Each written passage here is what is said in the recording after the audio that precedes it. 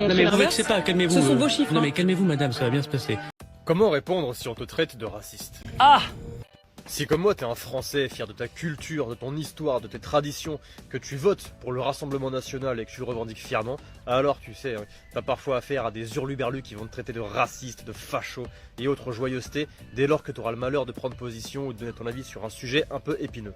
Mais oui, c'est clair. Déjà, ce qu'il faut bien comprendre, c'est que quand ton interlocuteur te traite de raciste, il en a rien à foutre que ce soit vrai ou pas. Tout ce qu'il veut, c'est te faire taire. Et non pas en te balançant des arguments qui surpasseraient les tiens, non, juste en s'attaquant à ta personne. Et cette technique de lâche permet à ton opposant de te disqualifier d'office pour éviter évidemment un débat qu'il n'est pas sûr de gagner. Tu sais, c'est le fameux ah non, moi je parle pas avec un raciste » ou « Ah non, moi je débat pas avec le RN », tu vois. Trop facile. Et en agissant de la sorte, ton opposant déguise sa peur et sa lâcheté en courage politique ou en principe immuable. Et le pire, c'est qu'à force de se répéter ça, ils y croient vraiment. Alors qu'en fait, non, c'est juste de la lâcheté. Bourse molle. Mais bon, ceci étant dit, quelle est alors la meilleure réponse à apporter à ce zigoto qui te traite de facho? Alors si on te traite de raciste, il y a deux options. Soit tu fais partie du très faible pourcentage de la population qui est vraiment raciste, auquel cas, là je peux rien pour toi, désolé, à part te conseiller de te remettre en question et de faire un travail sur toi-même.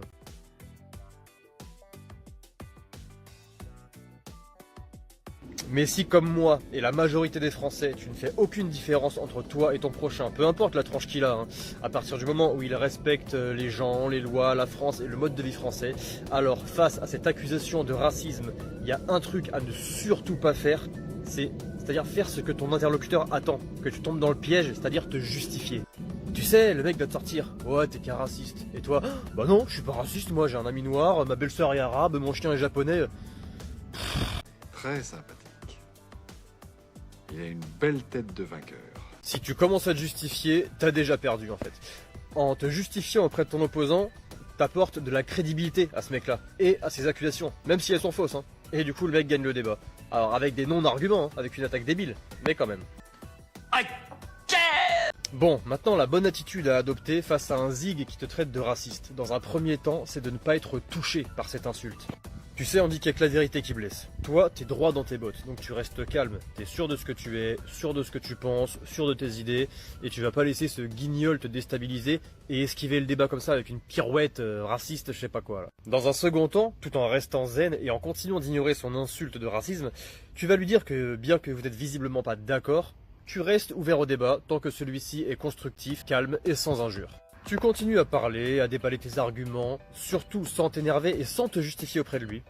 Avec élégance. Ton opposant va certainement s'en retrouver déstabilisé. D'habitude, on lui répond pas aussi calmement. On cherche à justifier. Et dans cette situation, il y a de fortes chances qu'il n'ait rien à te répondre de bien concret dans le cadre d'une discussion calme et objective. Sale gaucher.